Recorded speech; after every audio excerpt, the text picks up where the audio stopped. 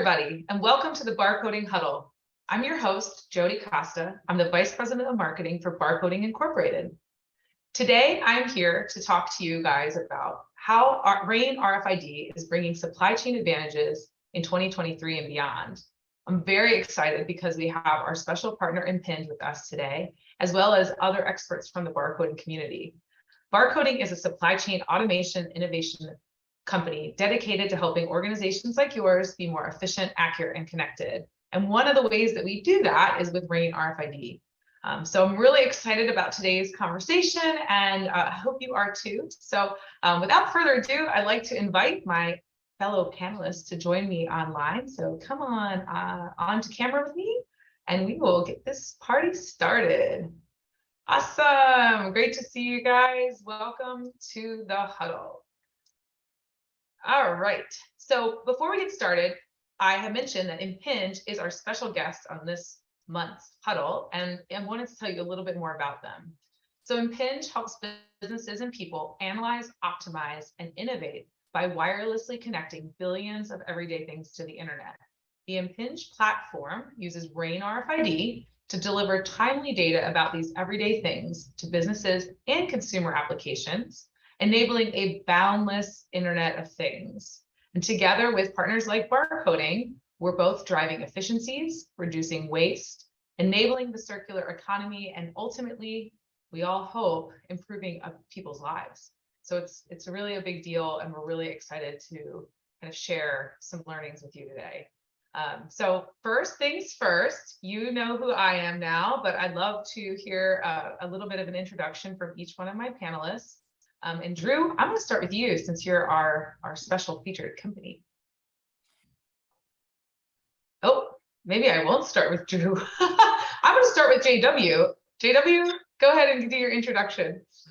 Thanks, Jody. Yeah, so JW Franz, I'm the IoT Solutions Director here with Barcoding. It's my first year here, and I've been in this space now going on, I think, 17 years, and I've been very fortunate to have worked with people like Drew and Impinj in my past life, so happy to be here.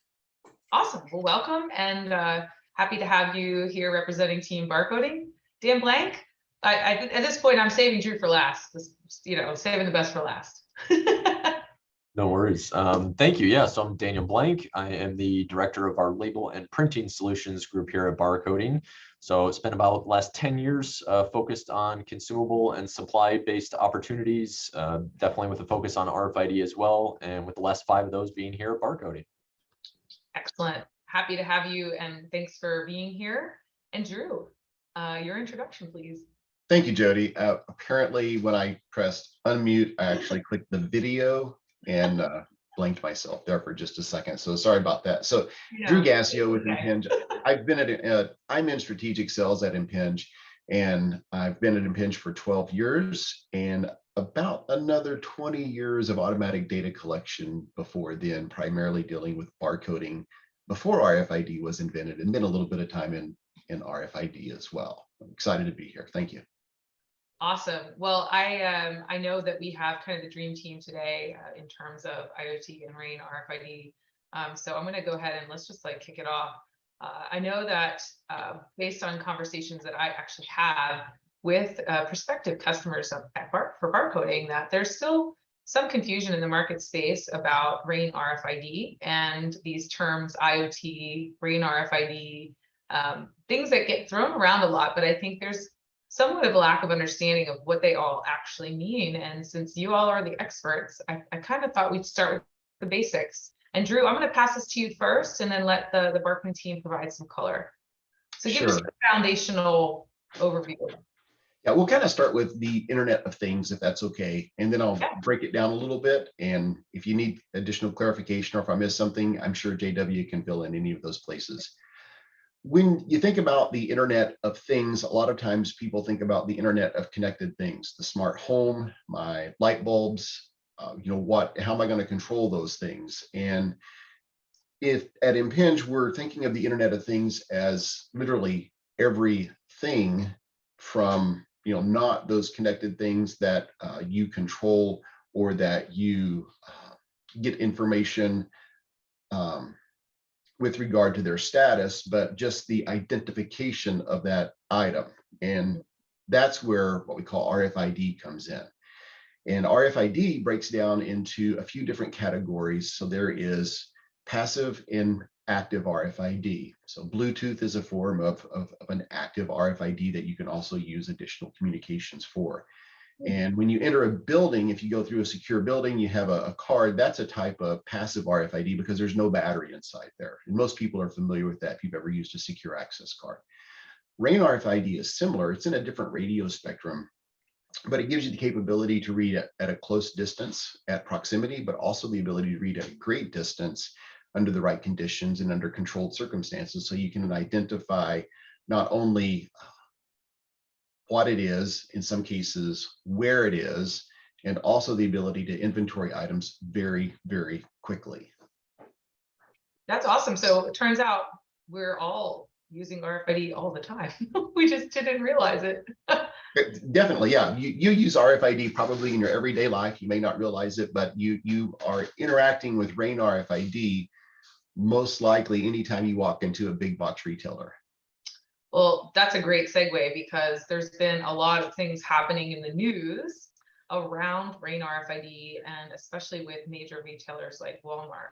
So in January of 2022, we know that Walmart announced it was going to expand its requirements for suppliers to apply those item level RAIN RFID or that UHF passive tag to home department merchandise that was going to be sent to Walmart distribution centers. The deadline to comply with that is actually this month, September 22. So clearly they're experiencing some advantage. They're seeing some advantages if they're expanding the use of this technology set. So we want to start there. Talk to me a little bit about what's going on in terms of why is Walmart and other retailers, it's not just Walmart, why are they doing this? Sure. Yeah, I tell you what, I'm going to talk specifically about Walmart a little bit because they've made a lot of news, but I'll just say big box retailers all are using RFID because it allows them to quickly inventory and find items inside their store. And I tell you what, I'll give you a phrase.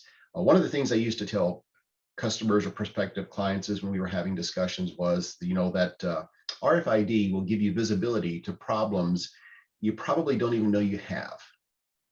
Just because all of the audit points and the checkpoints throughout the entire supply chain don't require human interaction. You can do this in an automated fashion, right? And in a lot of instances, retailers didn't, I won't say they didn't care, but it wasn't a critical path of supply chain. And then COVID hit. And after COVID hit, all of those non-critical areas of supply chain became, just forefront and that point of pain for being able to fulfill those individual items. So sorry for the digression there, but to get back on point, Walmart and Target for that matter, started tagging all of their all of their apparel items for retail a few years ago. And that was, met obviously at Walmart because of their expansion with overwhelming success. Gives them the capability to much better control their inventory, not only at the store level, but throughout the supply chain. Based on that level of success, they've expanded into all the other categories. So you have the home items, electronics, tires. It's really important to have accurate control of your tires because very few people want to show up and buy 3 tires, right? So that's a really good example of how important inventory is and how important it is to be able to see those quickly as you walk through an area. So it seems to make sense to me that the big dogs, Walmart, Target, these guys are going to see a benefit because they're the ones creating the mandates. But what about the perspective of the suppliers? And JW and Dan, I kind of want to hear from you because I know we've worked with a few of these types of companies. So they're being forced to comply and tag, but they can also see a benefit, right? Yeah, and Jody, if you don't mind, I actually like to stick with the store for one more moment before we kind of go back to the DC. Because while Drew was talking about specifically Walmart, I'm a person that likes quotes, and coincidentally, the quote that I'm sharing comes from Sam Walton, from Walmart, and he's basically saying that there's really one boss, and the boss is the customer, and he can fire everybody in the company from a chairperson down simply by spending his money elsewhere. You know what, that's all driven by the consumer experience, and the consumer's experience is based on that availability of items. So if I'm gonna go into a store and buy something and it's not there, well, then I'm gonna go spend my money elsewhere.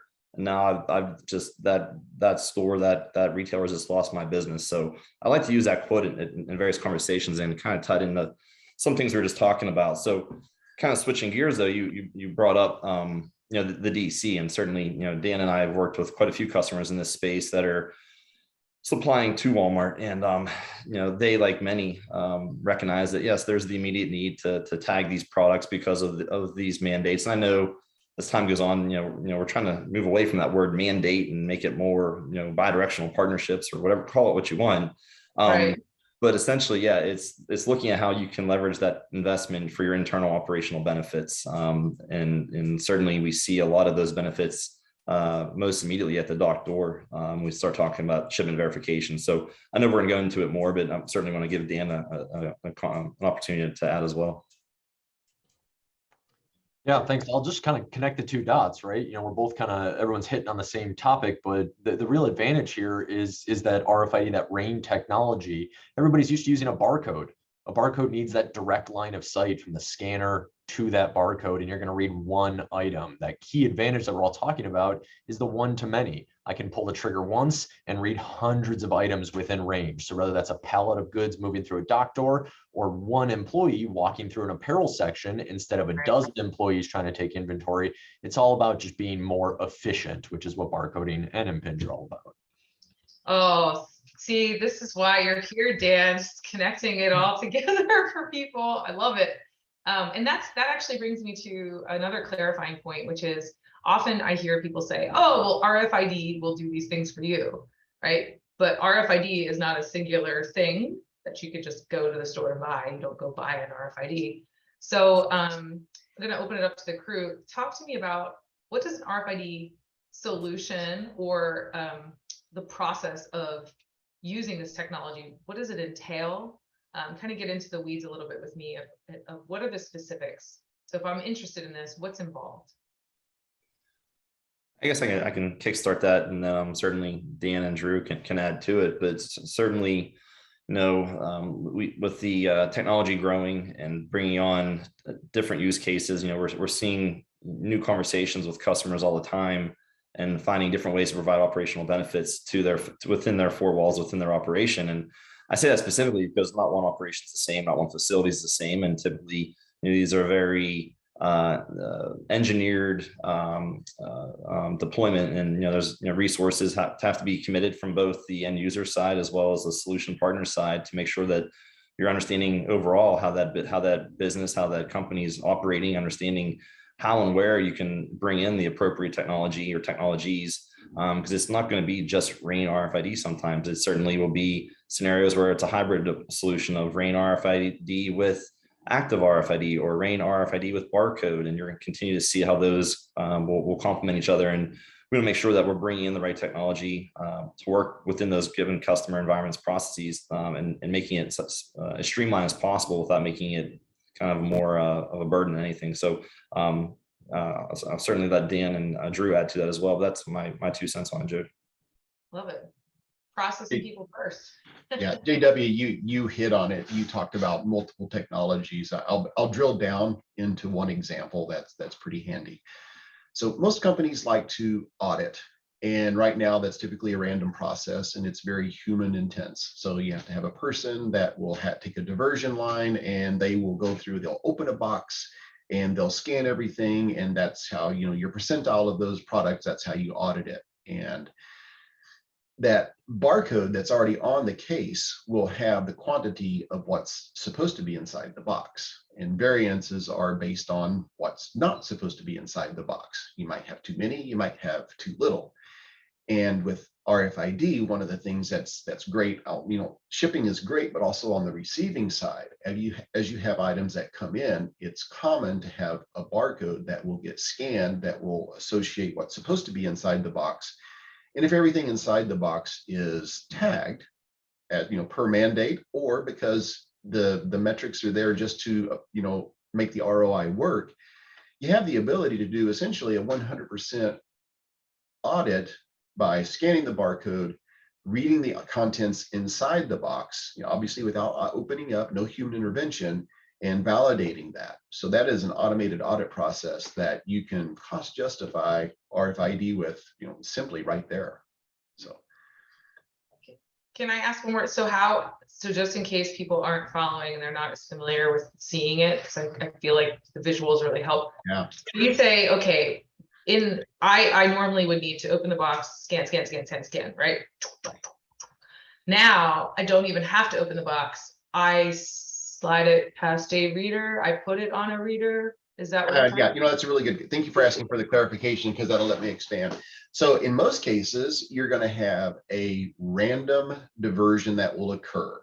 And so you'll have a person that's at a workstation waiting for a box to show up. And when the box shows up, they scan the box, a screen shows up of what's inside it. They unpack the box, scan everything in, repack the box, reseal the box, and the audit is complete. With RFID, what you do is you get rid of that first diversion altogether. Okay. And you have a conveyor belt, and that conveyor belt may have a scanner that's an optical scanner that you already had inside your facility. And what you're doing is you're augmenting that with RFID readers, either a tunnel or a set of antennas that give you the capability to look inside the box. So you have a conveyor belt that comes along, a barcode is scanned, and then right after that, all the individual items are read, and then you have an application that combines the two and says, is this a complete case or not? If it is, it goes on down the road. You've audited that, you have that done.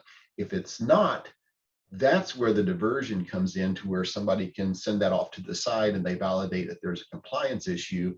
And then that goes back to the retail brand owner or the manufacturer of whatever widget it is to say, there's an issue with this particular box, and there's a discrepancy in what we received and what we ordered. So that's where a lot of the return on investment comes from. And Jody, if I can add on to what Drew is also saying is, what he described has a lot to do with those immediate cost savings in terms of labor management, and obviously labor shortages tie into some of that as well in terms of, but we're beyond the labor aspect of it and the time savings that he just described. It's the further benefits that occur further upstream when you get into kind of what Drew was alluding to, that claims compliance, because not only is there actions that need to be making further upstream to remedy those orders that are now incorrect, ties into logistics costs, and it ties into other penalties and fees associated to chargebacks and such. There's a whole other there's lots of other benefits beyond what he's talking about just in those four walls, is the point I'm trying to make. I love it. And I think what's interesting, though, I mean, there's a lot to unpack there. You guys touched upon a lot of different topics, but one of the things that I don't want to slip by is that barcoding and RFID work hand in hand. So Drew was just commenting on that. And so often we have folks who come to us and say, I'd like to upgrade my barcoding system to RFID. And that's not necessarily the right way to think about it, is it, Dan? No, it's not, and thank you for that. But it is surprisingly similar to engineer, right? At least, especially from my perspective, we're still putting a pressure-sensitive, adhesive type label or hang tag on your product. And I'm still interested in what the substrate is, how durable it needs to be, what kind of environment that's living in. There's just that added challenge of how do I read that IC chip inside of there, and is there a metal or a water kind of barrier between my reader and the tag? That's really the only added confusion there. But what's really interesting is, we're all talking about the ROI that is found and the cost savings by implementing RFID.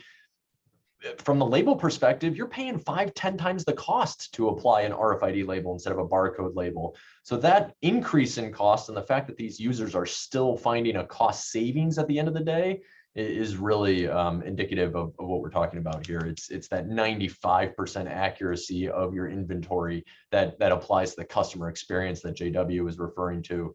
I think that is huge.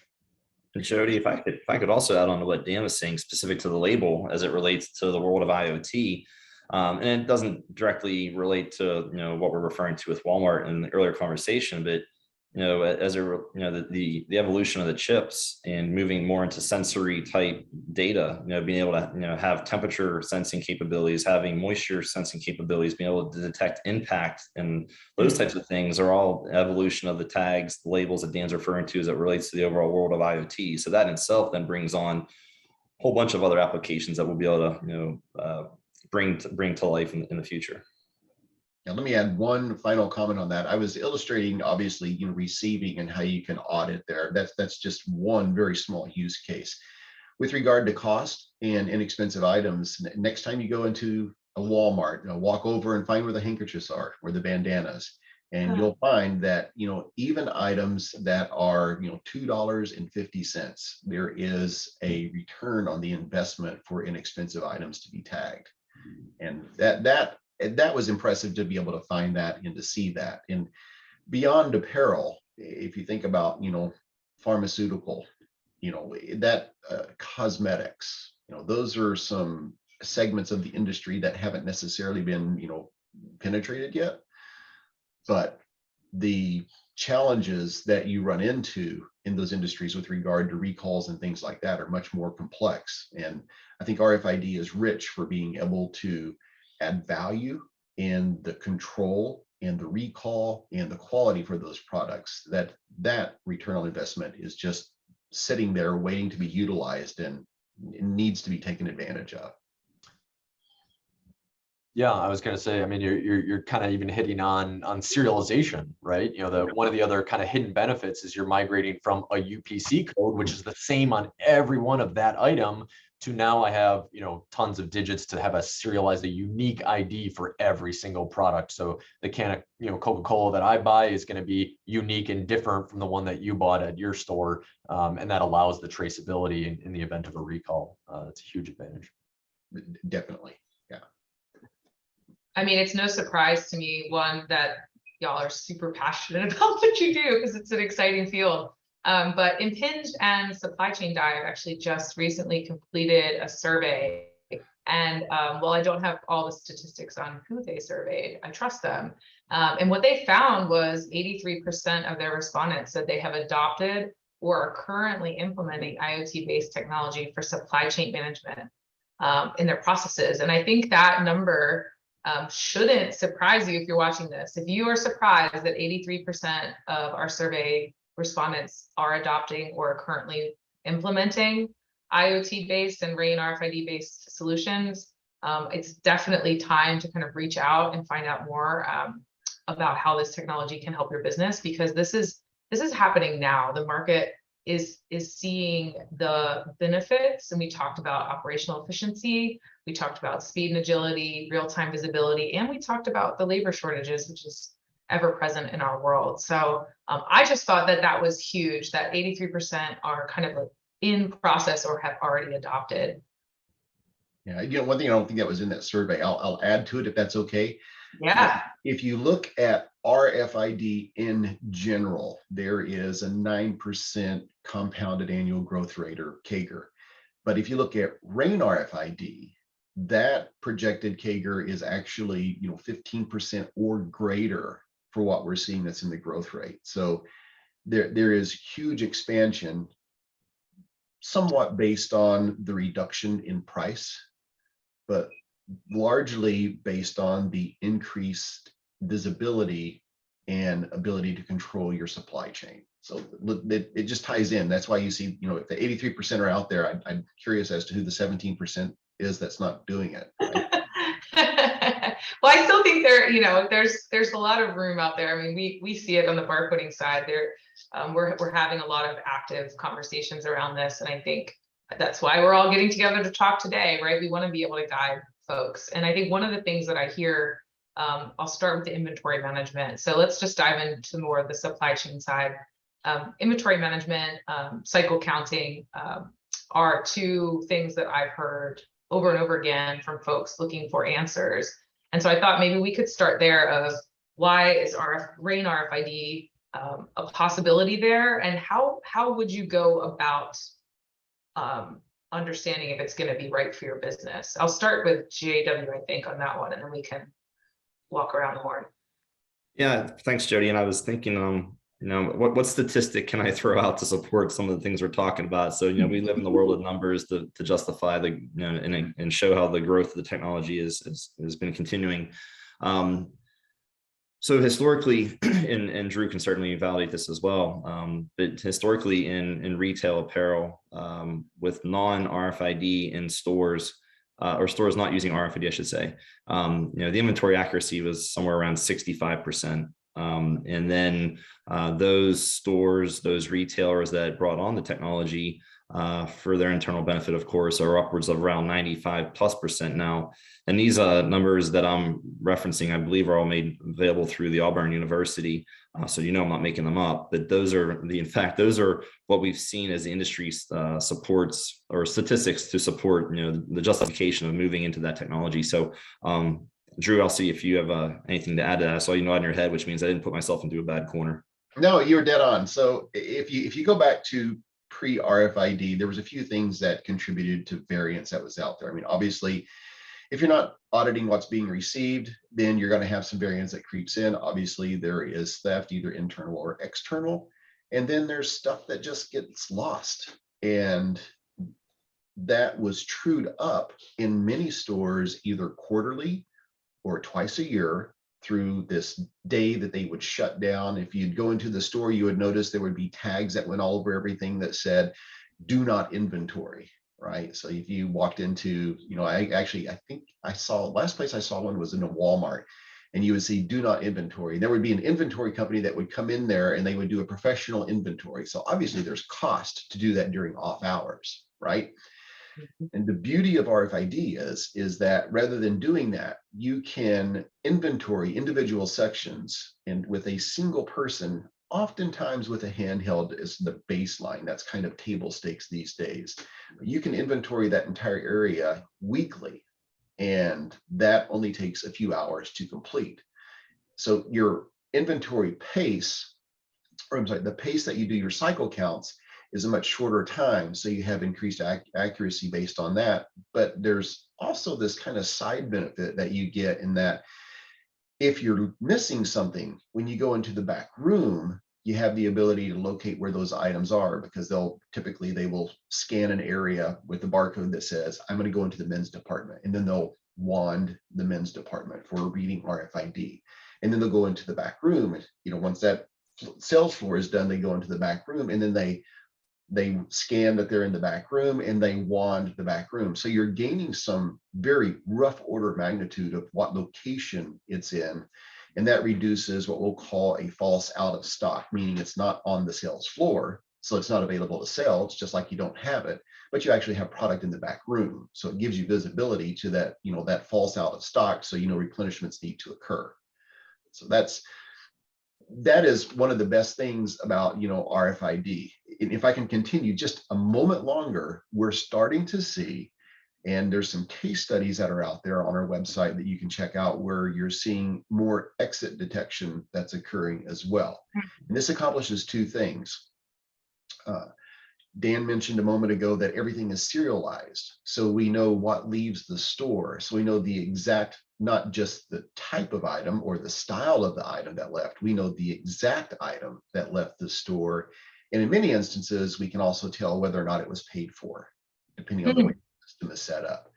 So not only does that allow you to address some loss prevention issues that are out there, but it also gives you better visibility to items that are leaving the store for replenishment. So it just opens up that visibility to your supply chain, all the way from receive to the store to shipping as items are paid for and leave the store, right? Yeah. That's kind of the distribution analogy for you.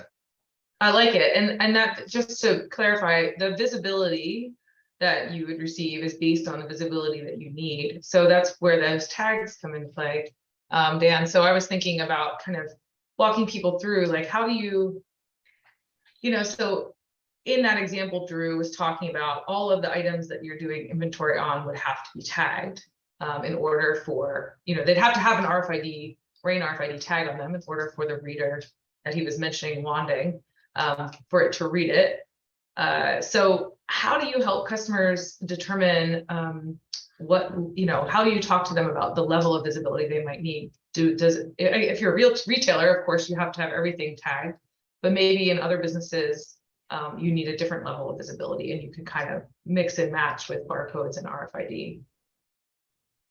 Is that making sense? Yeah, and I think it depends on, what your end goal is, right? If you're satisfying one of your customers' requirements, then, if you want to keep them as a customer, you're going to do whatever they ask, which in the Walmart example is tagging eaches because they're trying to do that store level inventory. There are 3PLs we work with that don't really care what's inside the pallet, but they do want to keep track of pallets, and so they are tagging those full pallets on receipt and throughout their process before they go out the door. As I said earlier, that's something we've been doing for years which is pressure sensitive labels. Is like, are we sticking this on a wood pallet or with some kind of a metal coffee pot or something? The substrate and the environment can have a huge impact on the tag selection and the tag costs for that matter. There are still some products that are not really going to be feasible to put these requirements on because they're made of metal or some other kind of material that's resistant to that RF kind of RAIN technology. So there's a lot to go into it, I guess, to answer your question. Yeah, and I guess that level of visibility that you need may change during the processes. So JW, I'm thinking about kind of the associations that you can make from eaches up to a pallet. Can you talk a little bit about that and how your need for visibility may change throughout the processes in a DC? And that comes back to some of the examples that Drew made earlier in the conversation, where you're doing kind of those case pack validations and making sure that the right items are in the right case, but or the right carton, whatever you want to call it. But ultimately, to your point, as it relates to processes based on the types of items that you're tagging and how these goods flow through your environment, there very well, as you're kind of alluding to, be scenarios or best practices where you ultimately are doing some series of relationships where you're associating items to case to pallet, and then that pallet's associated to an order that's going on to a truck to a certain customer. So yeah, that's something that barcoding looks at quite heavily when we do our solutioning, is because based on the level of complexity, readability that is of the tagged items, when you get to such an item level, you might have to do those relationships to get that visibility that you're looking for, just because it's easier to read a pallet tag than it is 1,000 item tags going through a dock door. So yeah, there's absolutely reasons why you would have those relationships at various points in time. Gotcha. Well, like I said, I think it's very interesting that this 83%, that there's been so much push in the market space, and we're just touching upon some of the areas of benefit. And we talked about inventory management, but I think the next place that I want to kind of go is in asset tracking. So asset tracking has been a kind of a go-to application or use case for RAIN RFID for some time. I'll start with you, Drew. What are you seeing kind of currently in terms of the use of the technology around asset tracking? Anything that's standing out to you, or things that people need to keep in mind, especially as we go into next year? Well, returnable transport items or totes, for asset tracking, I kind of look at the world in two very broad spectrums, if it's okay to go there. So I went really detailed a moment ago. We're going to go really broad now. I think of closed loop asset tracking. That means anything that will go through a process and gets returned and used again, right? And then there's supply chain. Anything that comes in, goes through a process and goes out, right? So all of your supply chains from the retail brand owner to the exit at the store is supply chain, in my world. And then anything to do that is to manufacturing or work in process, that tag is reused or that item is reused, I typically look at that as asset tracking. But it extends beyond that, because it could also be the tools or the calibration devices that need calibration that are used within that environment as well. So those are assets that need to be tracked. So what we're seeing as far as growth that's out there, you're seeing totes or returnable transport items, that has been popular for quite some time. We're seeing that is continuing to be the case. We're still seeing growth and adoption in laboratory tracked items. We're seeing some increase in healthcare for items that would be considered durable medical equipment that's out there for tracking. Traditionally, that's been more of an active type of RFID system, and we're seeing that transition over to a passive system. And oh my goodness, circle back to me here in a second. There was a third one that I had in my brain, and I was going to bring it up. That was another one. Circle back to me. I'll have to get back to that one in just a second. That's the beauty of live, Drew. That is the beauty of live. That's right. And I'm not writing things down. That's right. If you're watching this, we are live. So yeah, now you know for sure. We're not scripted. Oh, yes. Sorry. Okay. Yeah. There you go. I gave you enough time. Yeah. So the last one is not necessarily solely medical items, but we're seeing a big expansion into airline industries. So we're seeing luggage that is being manufactured now as kind of a transport item to where it will have an RFID tag that's inside it that can be its unique identifier for the time of its life. And it may not seem like a large segment of the market, but there's a lot of luggage that gets moved every day. You're talking billions. Yeah. More every day as people get back out traveling, right? So, definitely, as the world opens back up. Yeah. Yeah. So it sounds like there's some exciting growth and some steady growth in the asset tracking space. I know JW returnable containers is a category that, we're looking strongly at helping our customers with. We're seeing a lot of potential there. Do you want to kind of touch upon that, and then Dan can kind of jump into? Yeah, I would say that Drew touched on it a good bit already, and I don't want to harp on it too much, but I would say that what we are seeing is the tracking of returnable containers becoming even more of a focus, at least for us in the more recent time, just as it relates to food traceability, and a lot of more organizations moving to more sustainable practices and reducing costs and getting away from disposable transport items, whether it be a wooden pallet or a corrugated box, moving more towards reusable, sustainable packaging that has a much higher cost associated to it. And I bring it up specifically, and I brought up food because, as it relates to just the evolution of RAIN RFID and supply chain, food is certainly that next big emerging market that it's got a lot of attention from barcoding as well as Impinj and others in this space. So yeah, I just say that this is where you're going to see the evolution and the expansion as time goes on. I'm going to kind of combine the two, right? So we're talking about pharmaceutical and food, and I'm going to draw some attention to the cannabis market is a great example that is kind of a pharmaceutical and an edible in some instances, but it's incredible to watch what they've done and the ability to tag the plants and watch them be processed through so many different stages and broken out into so many different pieces. And the integrity is still there. That final product that you buy at retail, you can go back and say, this person grew that plant at this facility on this day. And that kind of, I think the food and the pharma just all melds together there. And it's creating a great case study for anybody that produces a product to say, I want that level of traceability. Oh man, that's a great example, because you have kind of this emerging market that's able to, they were able to take advantage of, they're not coming in with all this legacy, right?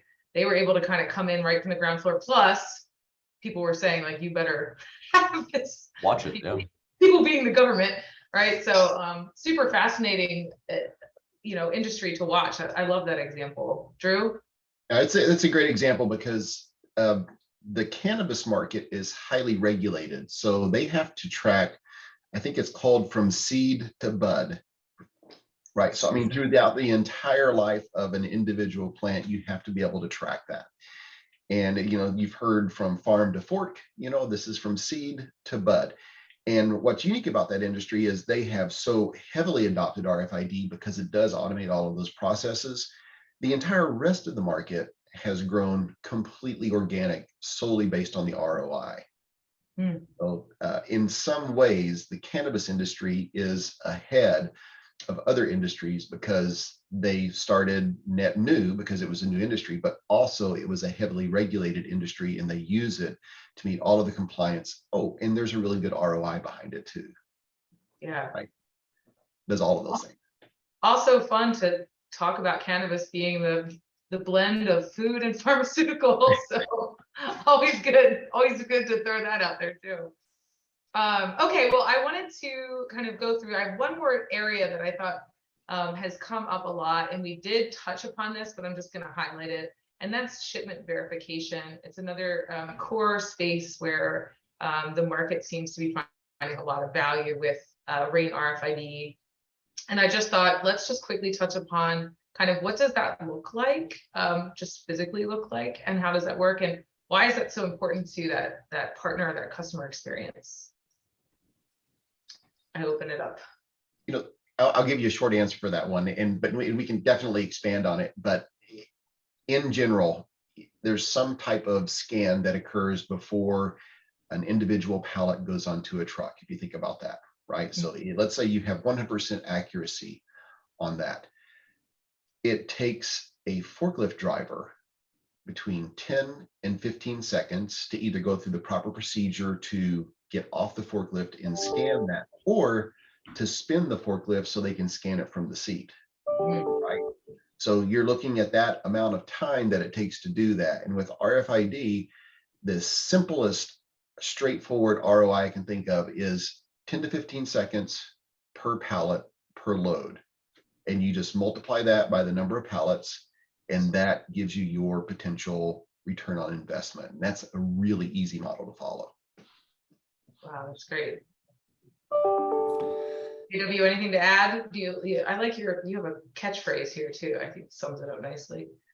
Yeah, I know where you're going with this, but no, the savings, the immediate savings that Drew provided, again, was certainly one that's represented inside the four walls. And I'm going to come back to my previous example before, and it's, all the cost savings thereafter, and reducing the fines and the penalties, or the chargebacks that they're called, and as it relates to claims compliance, to then get those right products to those customers. So again, and those extended costs, as I previously mentioned, also tie into the transportation costs, and everything else, so that we are never going up. So, but yeah, as I always say, it's all about the right product on the right truck to the right customer, and that's what's kind of driving a lot of this for us. Excellent. Well, I know we're starting to reach the end of our conversation, and we've really been able to cover a ton of ground. But I wanted to actually kind of wrap this up with each of you kind of talking about what is most exciting to you as you look ahead to 2023 in terms of the application of RAIN RFID. So what is the space, or what is the area that's getting you the most excited? It could be certain segment of customers, it could be certain use cases, it could be anything, it could be your particular role. But just kind of interested, when you look ahead to next year, what's got you really juiced about the RAIN RFID space? And since I think I might know the answer that JW will say, because he mentioned it earlier, I'm going to start with you and give the others a little time to talk or to think. So if I'm the one that's starting it off, Jody, no, I would say that it's exciting to see what 2022 was, despite all the challenges that the industry faced as a whole, from supply chain availability to silicon, et cetera, and despite all that, the adoption that we saw this year from some of the major retailers, and not to name names, but other 3PLs that are out there. So we're seeing these very large adoptions despite those challenges, and then moving into 2023.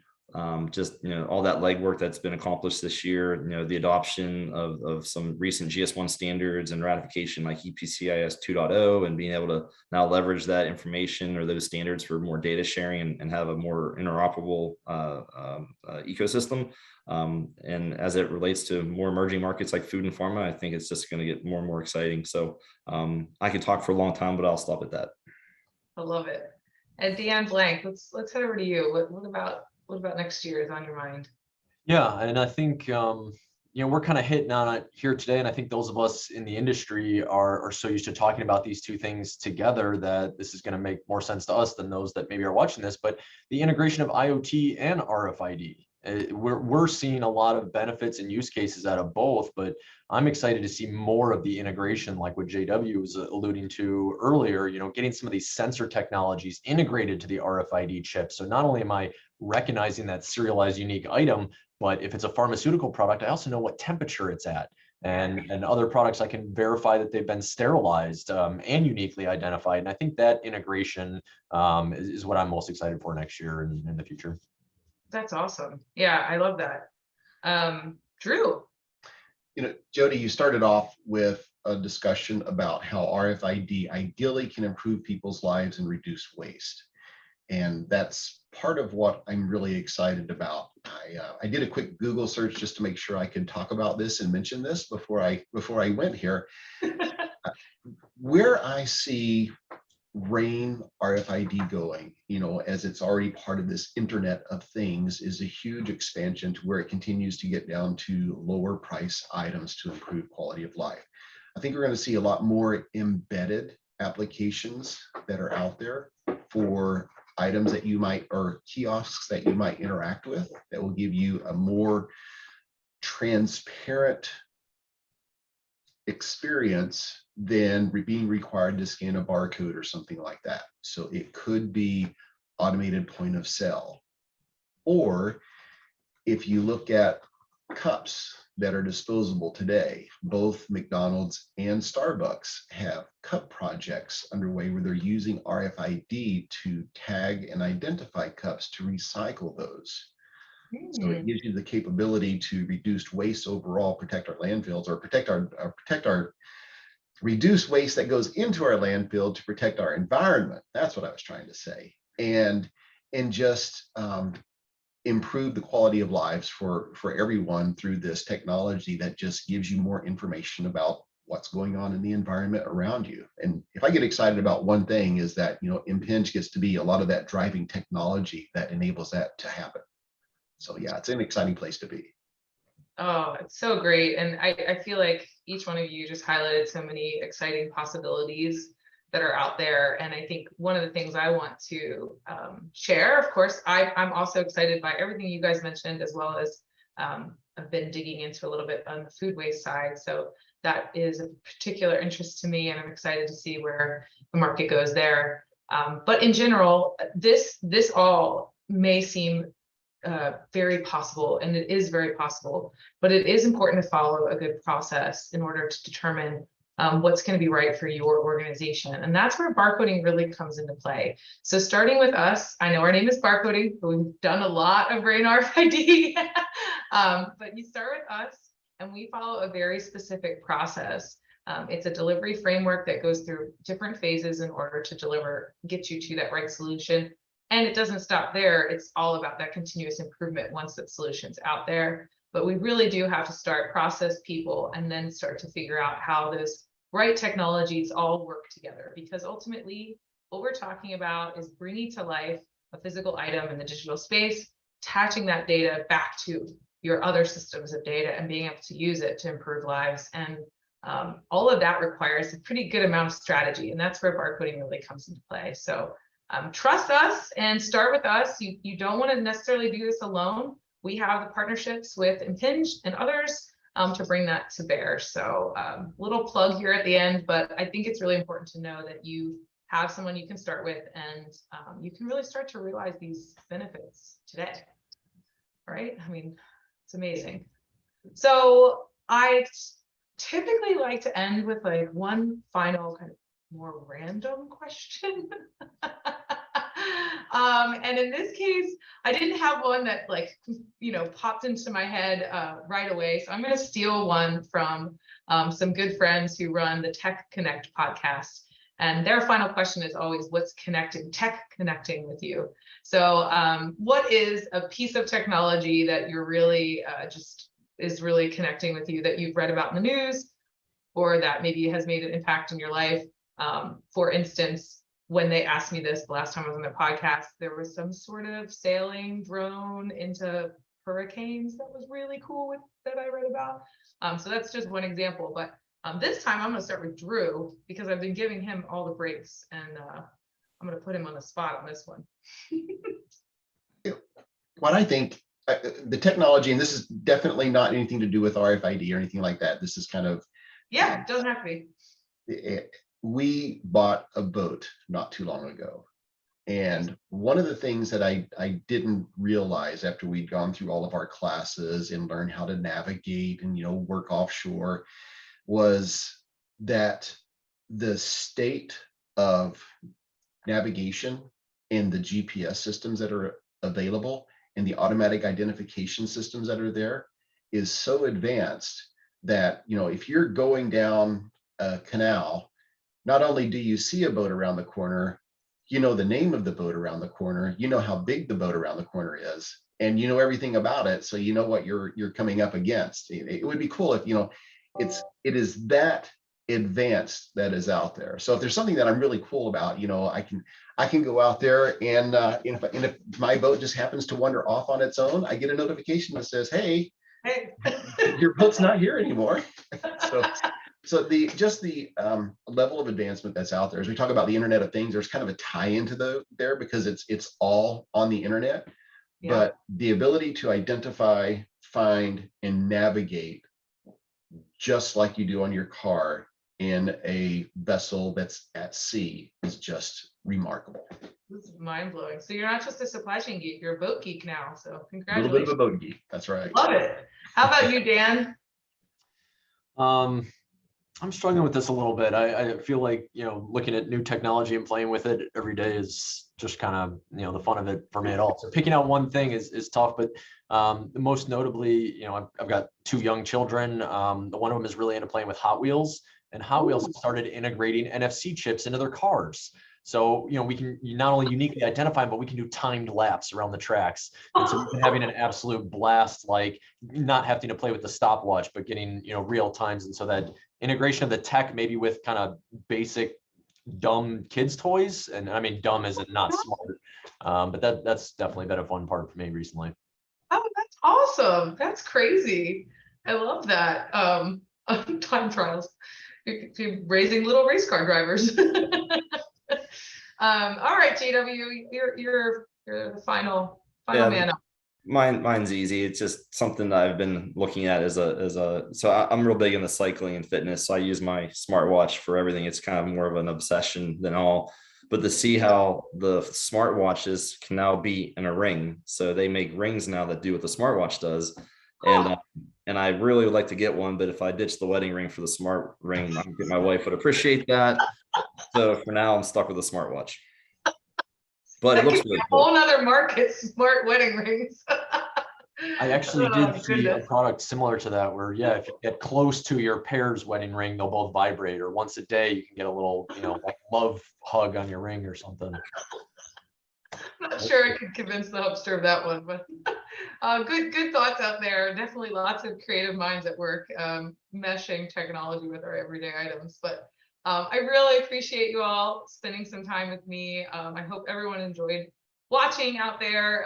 This Barcoding Huddle, like I said, was sponsored by Impinj, great partner for us, and we would love to work with you on your RAIN RFID project. So definitely reach out, not just RAIN RFID, IoT in general, right? Bringing those things to life. Boundless IoT, I think Impinj says. So thank you very much, Drew and Impinj, for being here today. Thank you to the barcoding team. If you like this video and you want to see content just like it, we are chock full of videos on our YouTube channel, and all you have to do is hit subscribe or like or something like that. If you're a kid, you know how to do that anyway. So go ahead and hit that like button, subscribe button, and follow us, and we will keep sending you great conversations like this one. And again, Barcoding is here to help, so visit us at barcoding.com, and we are here to get you started. So start with that consultation, and off we go. And then Internet of Things, everything's possible, right? So thank you, I appreciate it, and I will talk to you all on the next time. Thank you.